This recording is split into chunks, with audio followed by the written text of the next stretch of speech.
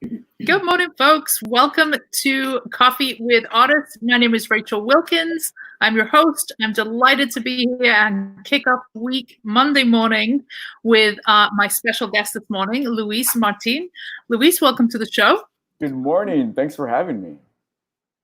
Just any who doesn't know Luis is an artist based out of Brooklyn, New York.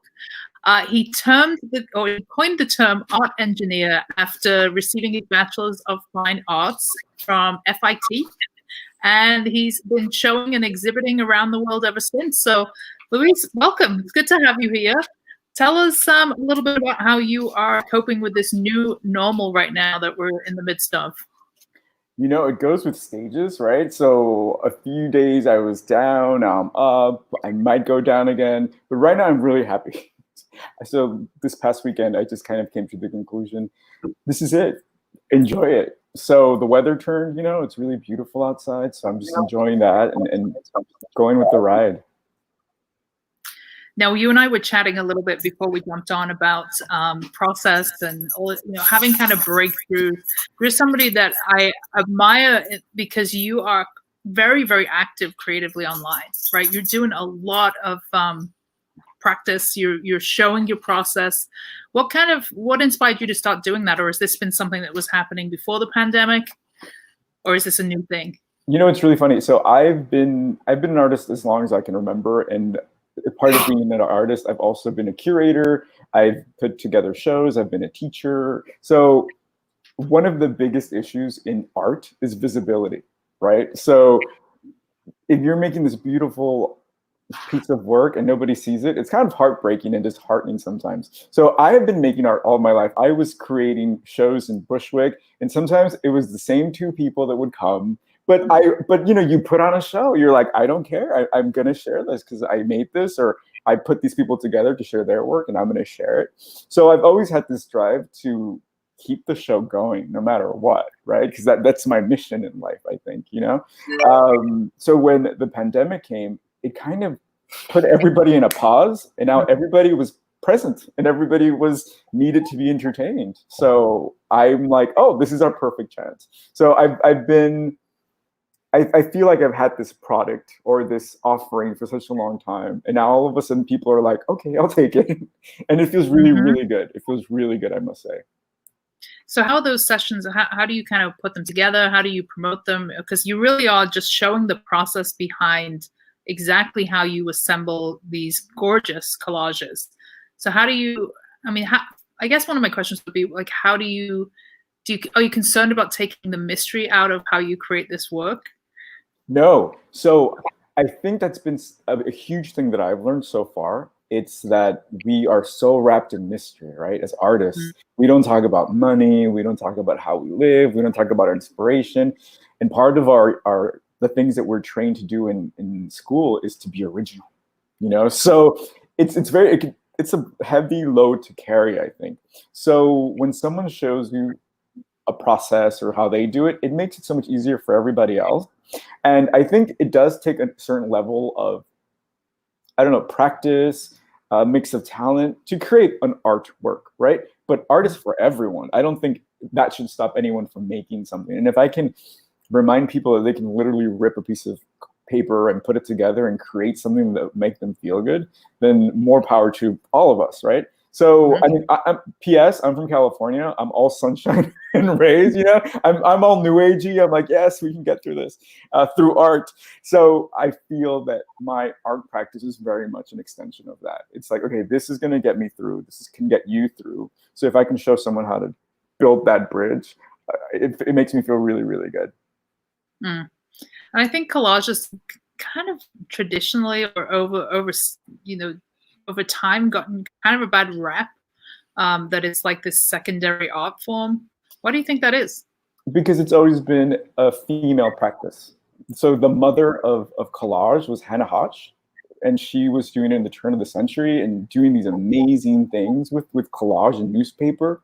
And it was this amazing art. And of course, the history of art is dictated by a totally male European-centric idea. So there's no room for anybody else. So there hasn't been any room for anybody else. But I think as we have so much information and so much oversensitivity about everything, the media, especially now that we're in pause, it's such a good time for everybody to kind of just reflect on what's around them and really seeing what collage they've been creating with their lives. You know, like, whoa, what am I doing with these pictures of, I don't know, you know, my parents, my grandparents, me? What can I do with, what does that mean? You know, so it's such a good moment to kind of pause and reflect on that. And I think collage has the power to do that. And it's exciting that it's kind of, I feel like it's having its moment. And I hope we can all kind of benefit from that. Yeah, and hopefully Hannah Hutch will get her moment in time, kind of like Frida is right now, you know? Right. And her work was incredible, Hannah Hutch, like really amazing, amazing. And it always surprises me that it gets such a low, has this like low opinion in the more traditional art world, because it's a craft. Like you cannot just kind of throw pieces of paper on you. I mean, I've seen a lot of bad collage, don't get me wrong, but like, you know, you have to have spatial awareness. You have to be able to construct, and then there's the technical elements of it, which we were talking about before we came on. Like, you know, using certain adhesives and glues. It can be very permanent. You can't kind of remove things, and you know, once you're committed. Tell us about you. You mentioned that you don't use any glues or anything like that. So tell us how you get the work to kind of stay where you want it to. So for me, I think collage is the only place in my life where I feel like I can be precise, you know? And I think and here come the waterworks, right? Because we're talking about making people cry in these interviews. Here come the waterworks. Yeah, just a sidebar. I warned Luis before we came on. I said, you know, I can't promise you that I'm not going to make you cry, because apparently that's what we do, because we've had at least 3 people cry. So not my intention, but if it happens, Paul. I don't mind. I have my coffee. I have everything I need. Good. Cheers. Cheers. So I came from a very, we can say a broken family. So I think collage was a way to kind of compartmentalize things and put them together and juxtapose. So it was the only place where I really wanted to be precious and clean. Everything else in life was messy, and I was okay with that. So when I collage now, I'm very precise, and I don't use wet adhesive. And wet adhesive can buckle paper, it can wrinkle it, and you have to work really hard to make it flat again. Don't want to do that. So I use these double stick squares that M3 or 3M, I'm dyslexic, I get them switched up, that make, and it's just perfectly smooth and dry and precise. And we were talking about, I also paint. When I paint, it's a completely different experience. I want to get my fingers dirty, and I want to, you know, get it all over my clothes and on the canvas or whatever I'm painting. But collage is a different story. So I know you make art and you're mixing that, and that's a process, right? How has it been for you? Well, we were chatting before we came on. I feel like I had this breakthrough this weekend, which I've been searching for years, actually. It felt very profound this weekend, because, you know, I am very much drawn to the intuitive painting, right? So just like painting without any plan, without any thought process, where I can just kind of throw paint around and, you know, get back to like my abstract roots. Love that, right? But I'm not feeling like I'm happy with the final product when it's done, right? So then I've been going back in and working with some really like low grade materials, like tape, like you can see this in the background, going in with like painter's tape and all this kind of scrappy materials. And then this week, or this weekend, I revisited collage, which is something I've done over the years here and there. And it just felt like, okay, this is it. Like, this is what I'm supposed to be doing. And there's legs here for me to explore and do, you know, dive into the ideas more. So that felt really, really good. So do you feel like there was a point where that happened for you? Because you have such a strong visual language with what you're putting out there. Was there a moment where you were like, aha, like you, as Oprah would say, your aha moment? I'm sure I've had plenty of aha moments, but for me, you know, I was just going to tell you, when I teach or when I'm advising another artist and they're talking about material, to me, I rarely go to art supply stores, right? My favorite art supply store is a thrift shop and Home Depot, right? Because they have tape, like you're saying, they have these colors, they have concrete, they have all these things that don't have these very set parameters. So if you have this beautiful pink neon tape, there's no wrong way to use that, right? So there's this liberty and freedom that comes with it.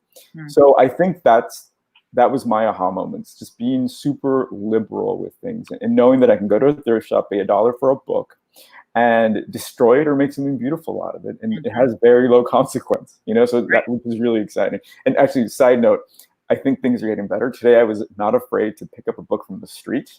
Usually I'm like, I have my gloves, but I saw this beautiful book on stamps. And I was like, that would make great collage material. So, I picked it up and carried it home like this. And I'm like, okay, we're going back. I'm going back. And I personally love Home Depot for art supplies as well, because, for the price of, a piece of wood, you can get like I think it's like $12 for like a piece of plywood that is like maybe 12 foot by 5 foot, that you can ask them in the store, probably not right now, but you can ask them to chop it down into the sizes that you want. They'll totally do it. As opposed to, then you've got like 4 canvases, as opposed to buying these like high grade canvases. It's from $12 to probably $300. It's a total, and it's such a fun surface to work on wood as well. Absolutely. I think, when we think about preserving something, I had a conversation with a conservator once. Like, you're an artist. That's our job. You do what you have to do, and then we'll figure out how to keep it alive for the museums. And I was like, right, yeah, that's not my job. You make your art, and if it gets to that level, someone will think of it.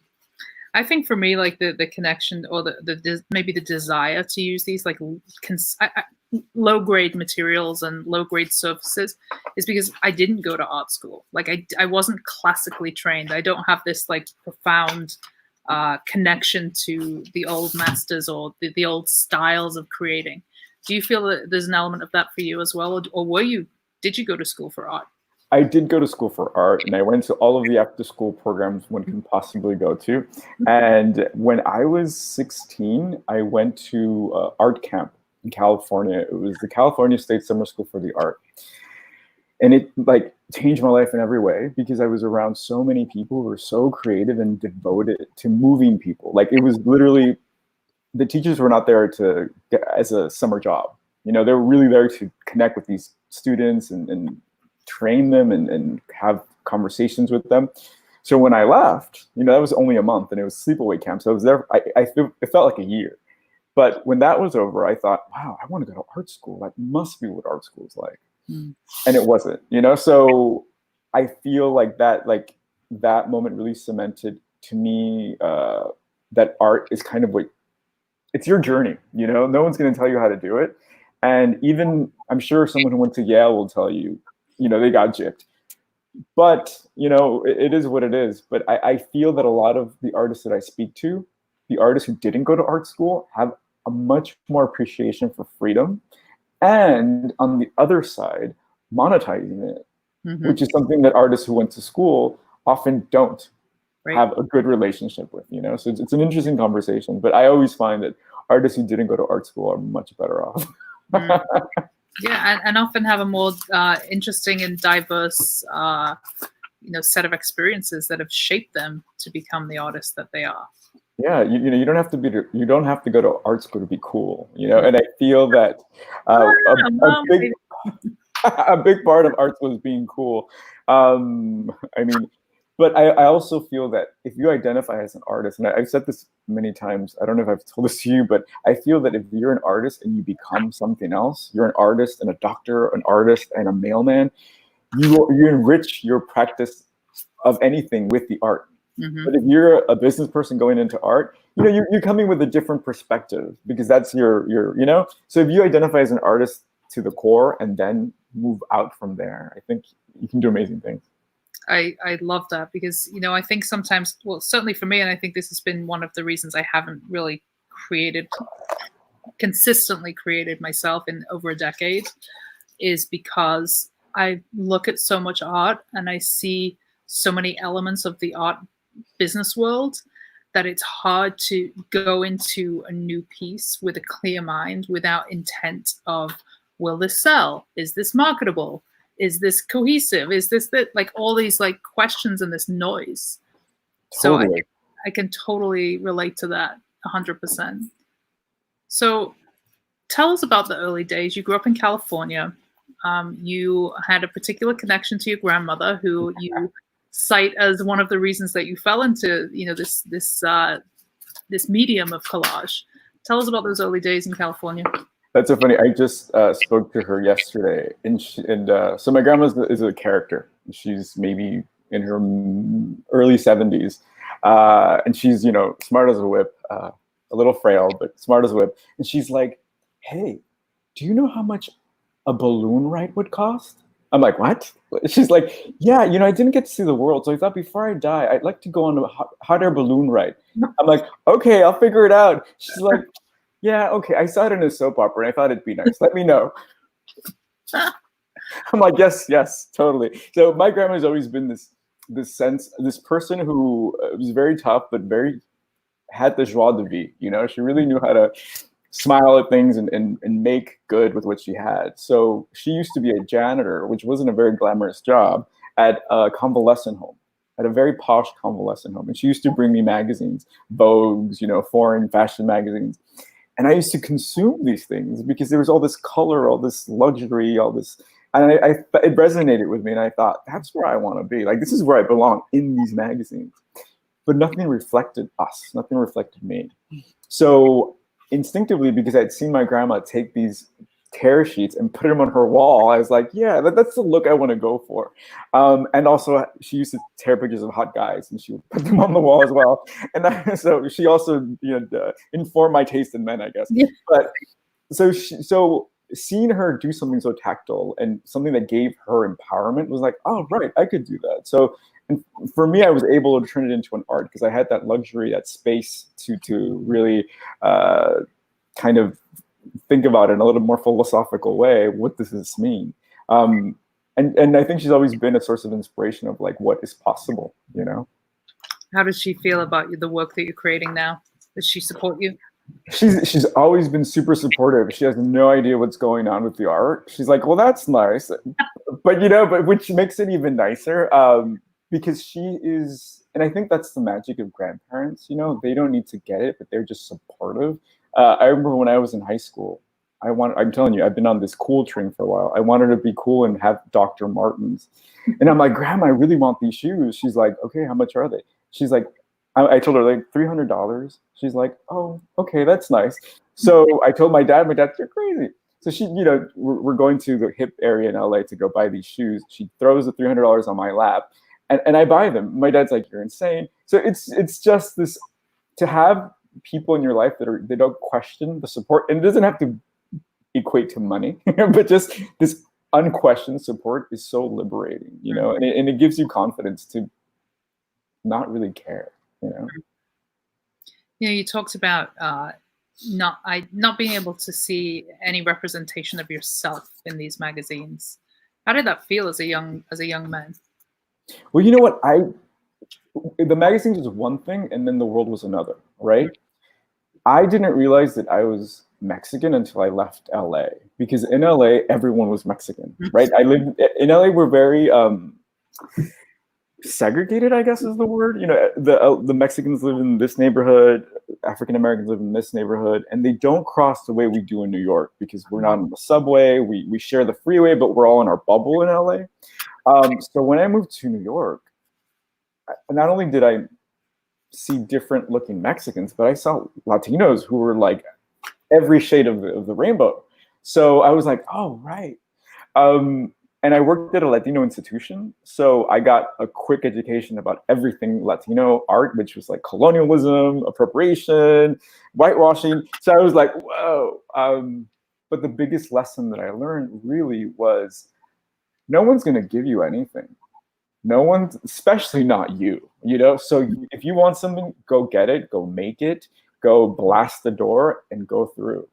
And that was such an important lesson, And as an artist, as also as a podcast host, I really want to look for these stories of people who are doing this, because, like I said, something I need to know, because it's not going to be granted to us the same way it will be for everybody else. But the funny thing is that if you ask these people that we think are so privileged, they might say the exact same thing. I didn't get that opportunity, So I think it's all mental at the end of the day. Yep. So just as Luis mentioned, he's also a podcast host like myself. We have now been on each other's podcasts. Yeah. We're doing this like back and forth. The best. We talked on the podcast episode about access, that just having a podcast and being a podcast host, like the kind of access and information that you gain. But I think one of the most amazing thing that's come from podcasting and from doing these sessions for me is I am learning so much. Like I feel like I get, into the minds of brilliant creative people like you every single day and get to learn. Like, do you feel that we're lacking that in real life, like in terms of like the community and the, engaging kind of support like you would see in generations past in artist movements? Totally. I think there's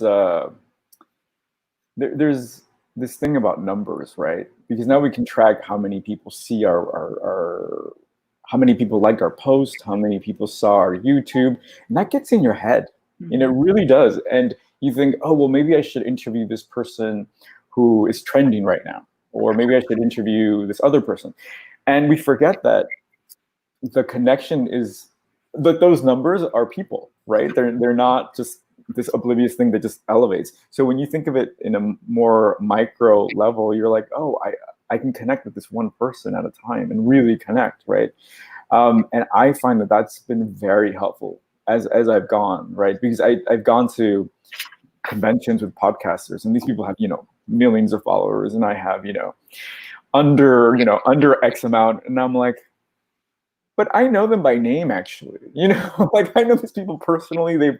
They've bought my work. They support me. They show up, and that really counts. And if they can then share my work with 10 other people or blah blah blah, excuse me, it's scalable. And that's how there's this momentum that happens very slowly, and it happens for different people in different paces. And being okay with your pace has that idea has really helped me. Like, okay, I'm gonna be patient, and I'm gonna go with it and learn as much as I can, like you're saying, from them, because they're letting me how I can help them. Mm-hmm. And we've talked about this before, but our idea of what numbers mean becomes very diluted. Like you can see that okay, well there was only 250 people that watched this, whereas if you think of yourself standing and presenting to 250 right. people, it's a lot of people. And that's like the amount of passengers on an airplane. That's like right. a lot of people. But I think it, like you said, it goes down to the impact. Like if you can impact one person or inspire one person or move one person, then you've done your job, right? That's all we can do. Absolutely. And I mean, it's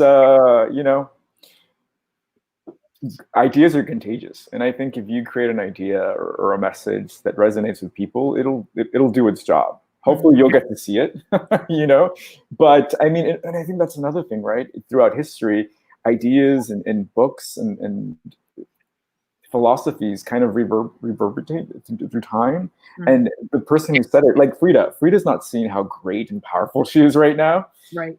And I think and right now we have this warped idea that, oh, it has to be amazing for me right now because I just pressed print, or I just pressed publish. No other time in history has it been that fast gratification. So that kind of puts things in perspective, Absolutely. So you've talked about your work being representational of like the zeitgeist and what's kind of happening within this moment of time. How, when we're in this moment that is just really not that fantastic of a time, politically, obviously global pandemic, a lot of negativity swirling, how do you not take that darkness into your work? Well, I think I come from darkness. So, I've been in the darkness, and I know that it can get worse.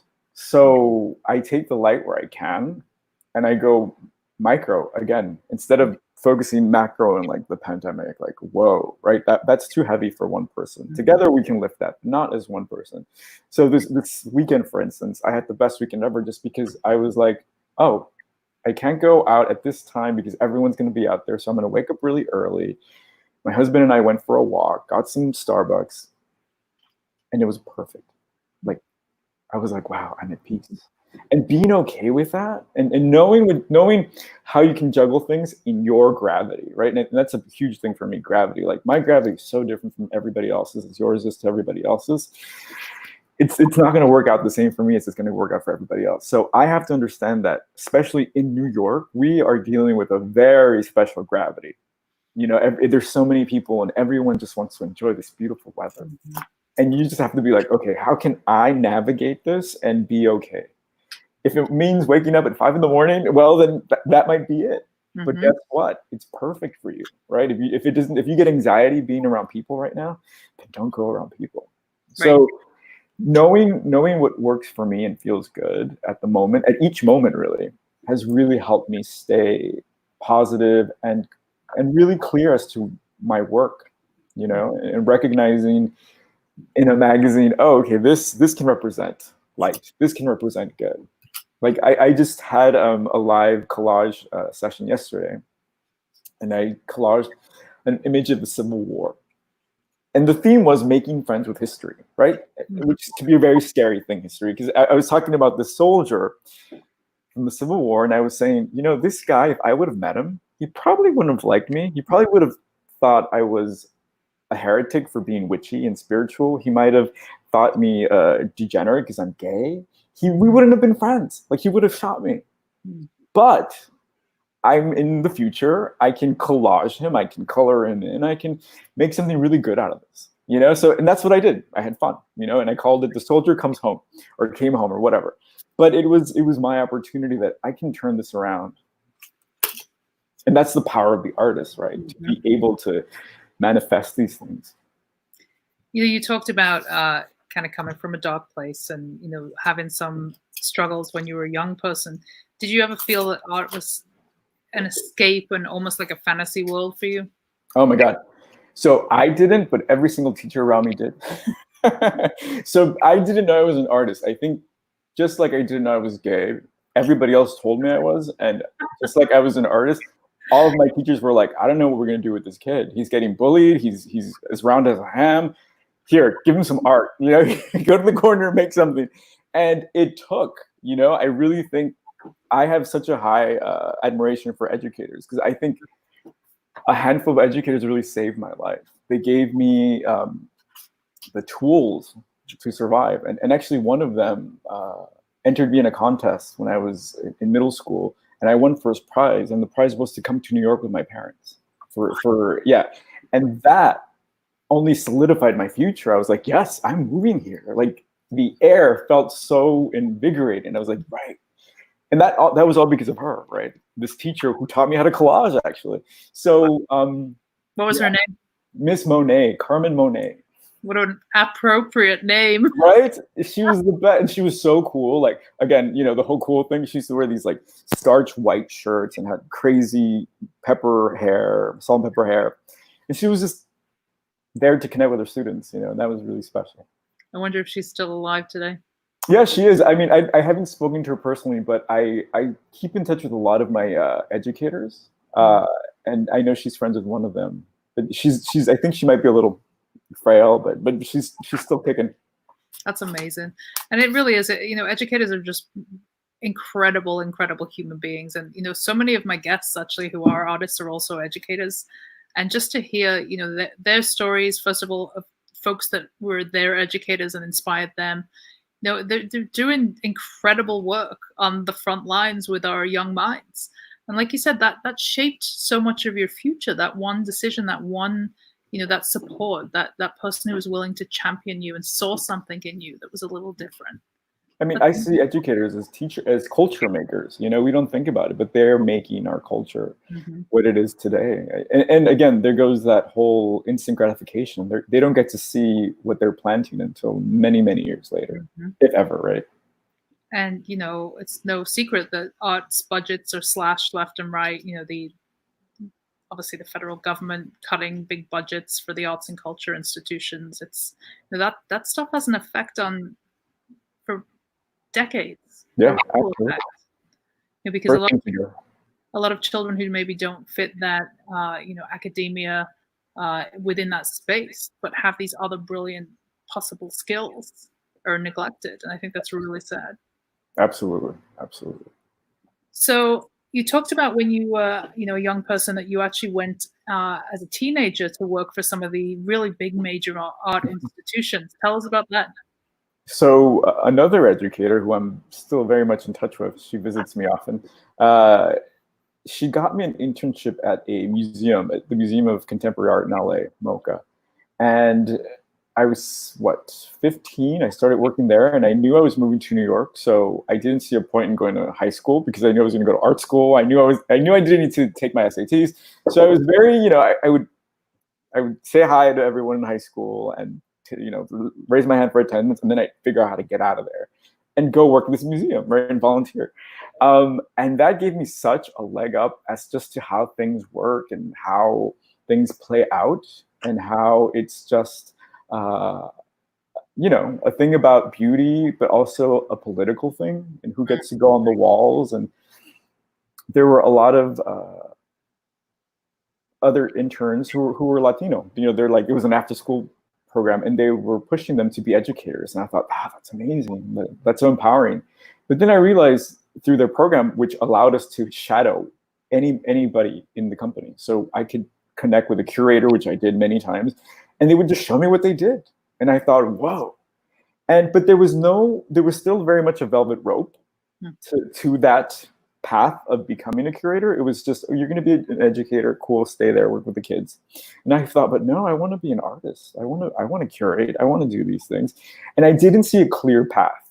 So working there and then working at LACMA, the museum of the LA County Art Museum, which is much bigger and has a broader scale of the same thing, was such an educational opportunity for me. And it's a type of thing you learn after you go to college.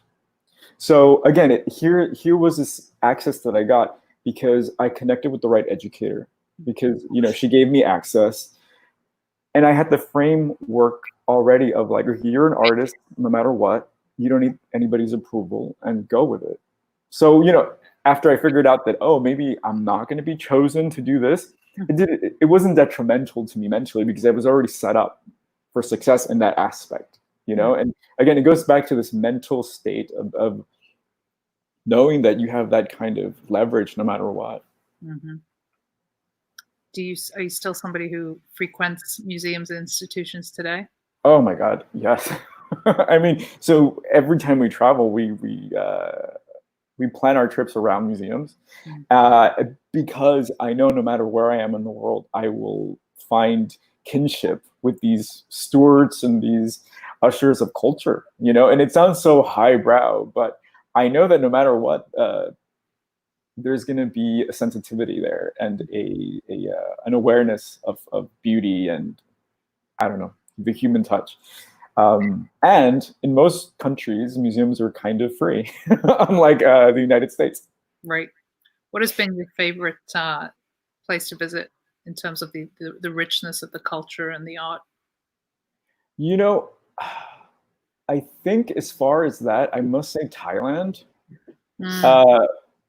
Because again, we live in New York and we're brainwashed to be like, this is the place, like this is so cool.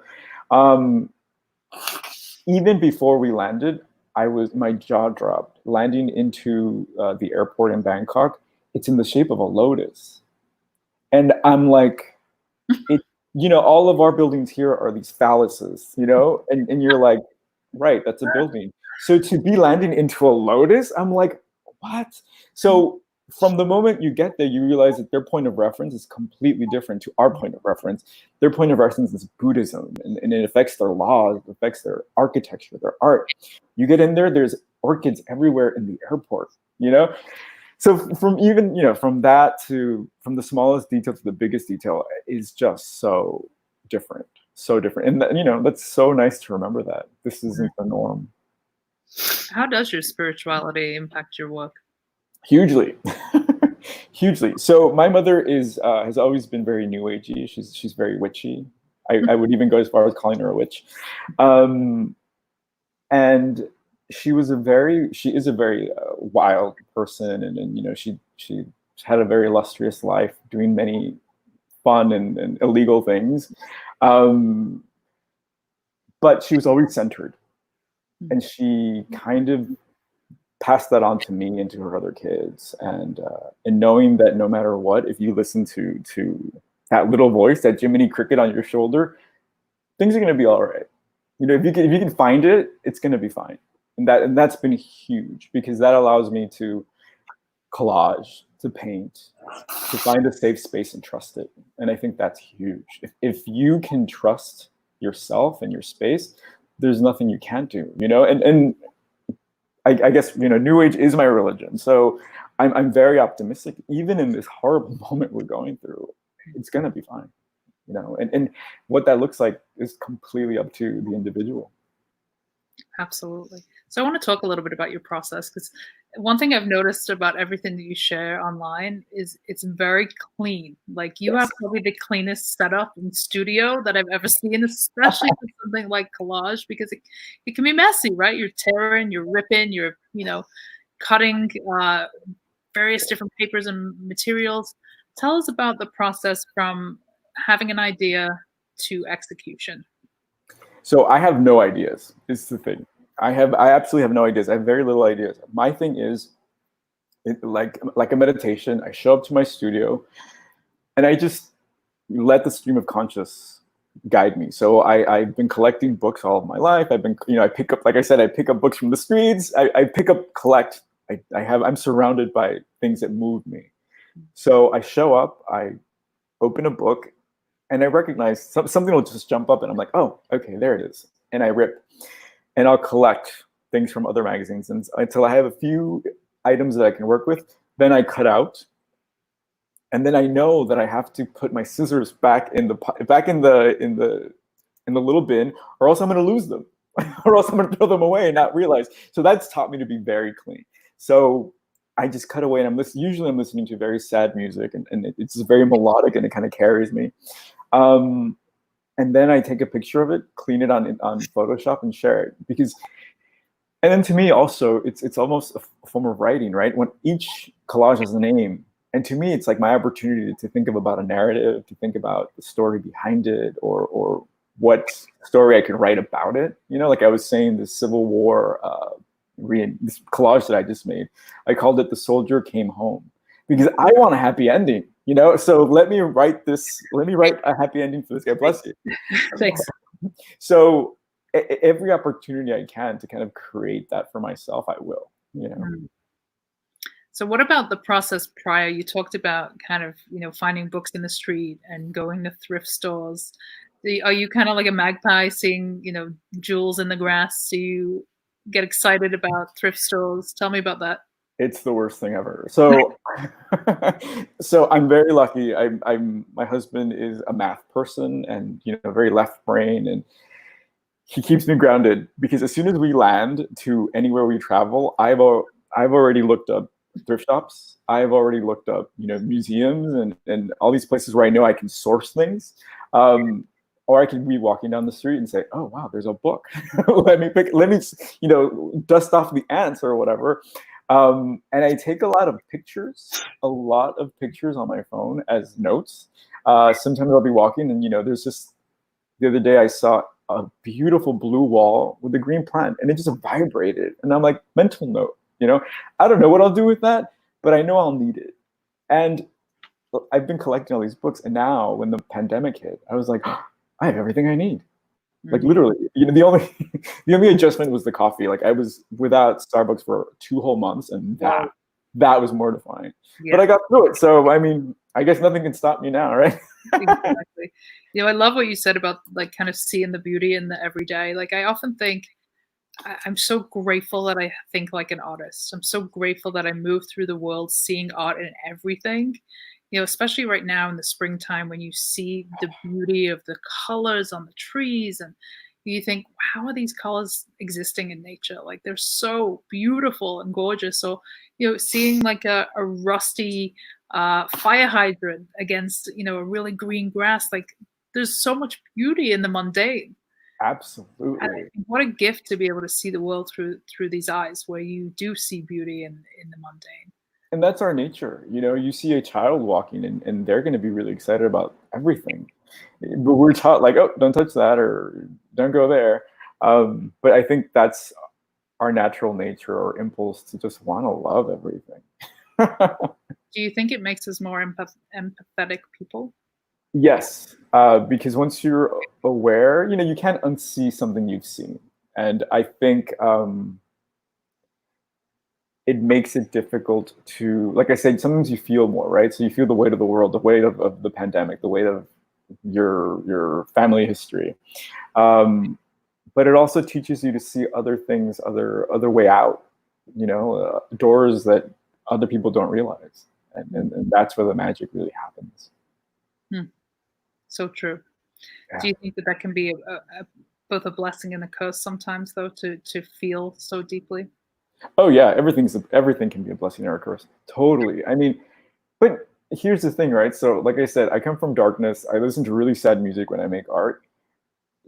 I think the secret is to be okay with both of them. And I'm super okay with my darkness. And I know I have to go into the well to kind of collage sometimes. And that's fine. As long as I can come back up alive and with something that I hope will give other people levity, then I'm cool, But I think you have to know how to use it. I mean, I consider exercise in part of my process, because if I don't work out 2 days in a row, I get depressed. Like, I really need those endorphins. I really need to move. I really need to feel like my body's working or I'm alive. And if I don't feel that, then I'm not going to have the energy to collage or to paint or to get up. Right. So it's knowing your little secret. What's the recipe to optimal you? Has there been a time where you've not been able to create just because of outside circumstances? And if so, what impact does that have on you? I've always been creative, and so when I was a kid, I think it came out when I was maybe 14 or 12. This amazing book came out, and everybody was reading it, and I started reading it the artist way. Mm. So that came into my psyche really early, and I realized that even if I journal every day with a pen and paper, that's art. And that's going to come into play later. So there's been periods of my life where I just didn't have space, or actually I was funny enough thinking about it today. My first studio was a cupboard, right? We lived in a studio apartment in LA, my grandma, my aunt, and I. And the only space I had to kind of collage or to make art was a little cupboard. And that's where I kept my magazines, my tapes, my Walkman, my scissors. And that was enough, right? And then it scales up, but even when I didn't have the space, I still made something. I wrote or I whatever. And I think it's that little itty bitty grain that keeps you going. You don't have to paint the Mona Lisa, right? You don't have to paint, and who wants to? It's just about really standing in front of the mirror almost. Because when you make art, it's kind of that moment of reflection. So if you can just stand in front of the mirror and make art with your hands, move, dance, whatever, But journaling for me has been a really big thing that's kept me going. And I rarely go back to read them, but when I do, it's ridiculous. It's really funny. It's really sad. It's really motivating, because I'm like, oh, right, I've been through this, and I'll get over this. It's I actually just started reading The Artist's Way recently. It's been one of those things. It's been on my bookshelf forever. Yeah, right. I have time one day when I have time, and then obviously all our events are canceled, and I'm like, all right, I have time. You have time. And so, I like this idea of the daily journal and not reading it back. And it's really hard not to do that. Like you want to just kind of look back on what you've wrote over that period of time. And it's actually quite a challenging exercise to not do that. But it's amazing to me because she talks about, you write 3 pages no matter what, right? Even if you wake up and your mind is completely blank, you can just write, I am writing 3 pages of nothing. I'm writing 3 pages of nothing. You just have to complete those 3 pages. And some days it is pouring out of me, the ideas, the thoughts, the dreams, whatever's, I've dreamt of that night. Some days there's nothing. It's like I have nothing in my brain for that day. And I'm like totally blown away by that. It hurts. It hurts when you can't write anything. It does. But I guess it's that idea of working through no matter what, like creating art no matter what. And that's the lesson, right? Right. Right. One of the other parts of that book that I really loved was she talked about how you should take your artist self. So it's almost as though the artist is, this entity that exists within us. Take it on a date, like once a week. Like you commit to take your artist on a date where, for a couple of hours you go and you just let the artist have their moment, right? It's about, taking them to a gallery or taking them to a museum or just allowing yourself to be that person. I think that's just something that we forget to do as, grown-up folks in the grown-up world. Yeah. Well, we forget that we don't have to ask permission. We have to grant ourselves. And I think that's a big part of the book, right? Allowing yourself to be an artist and being okay with that. And it's so magical. And it is a training, right? It's like a boot camp to become an artist, because once you show up to do those 3 pages every day, you're going to show up every day no matter what after that, right? So now for me, it's ingrained, like I have to go to a museum. Well, not at the moment, but before I went to a museum every other week or every week. I bought memberships. I'm like, okay, I'm there, because I started thinking about it more as a WeWork or as a co-working space. I'm like, because this is giving me things to think about when I work. This is a space where I can create, not only consume. I think that's a really big thing, because we identify as consumers in this country. So to be able to switch that, no, I'm not going to be a consumer, I'm going to be a producer of things is a really big thing as well, which is exciting, really. I don't know whether you got to this point of the book, but where they suggest that, if you could be doing anything creative other than what you're doing right now, or if you could be any other, if you have any other type of career, what would that be? Okay, well, decide what that is. Like, say, for example, one of mine was I would be an acoustic musician, right? Be that for a week, right? Take a week and you do everything and move about the world as though that is your reality. And it's almost encouraging that childlike. It's like act as if. And I just thought it was so interesting. I haven't done it yet, but get your guitar, please, right now. I have a piano and this is again like the creativity, like not allowing myself to do it or putting other things in front, making other things a priority, which is essentially what it is. I've made the business my priority. Whereas I could have afforded myself a little bit of time every day to sit at that piano and actually learn how to play the thing, because I, really cannot play or read music, but it sits in my house staring at me every day saying, come on.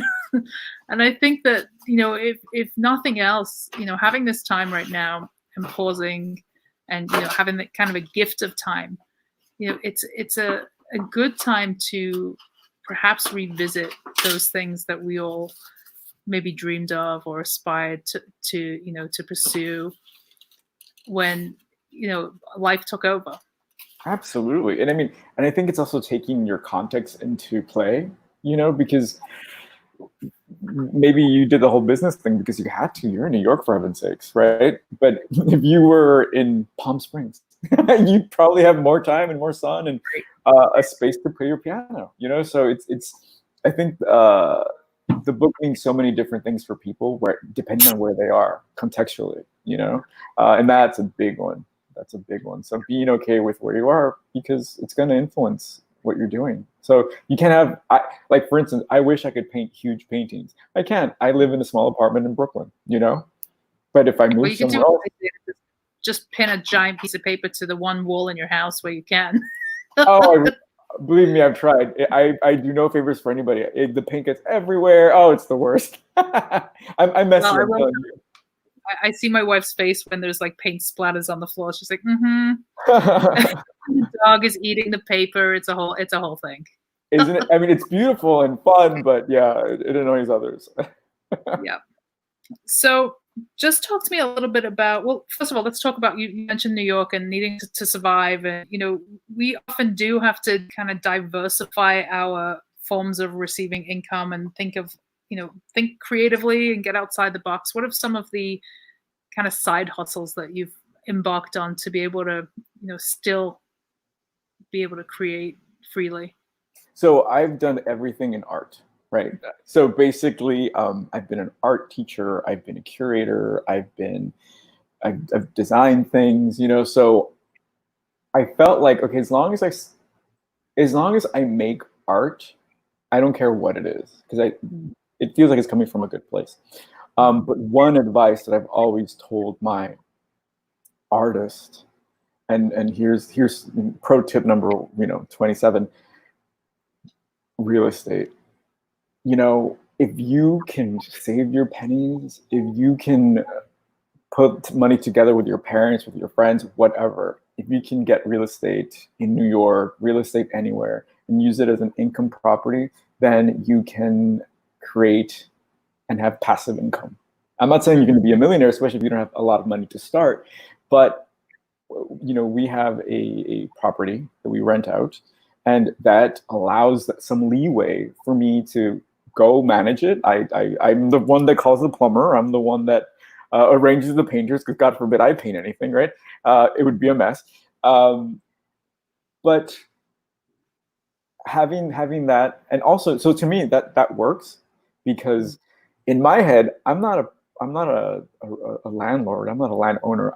I'm a community builder, right? So my tenants are like, they're part of my community, and I want to make sure they have an amazing living experience. So I'm going to make sure that they are happy.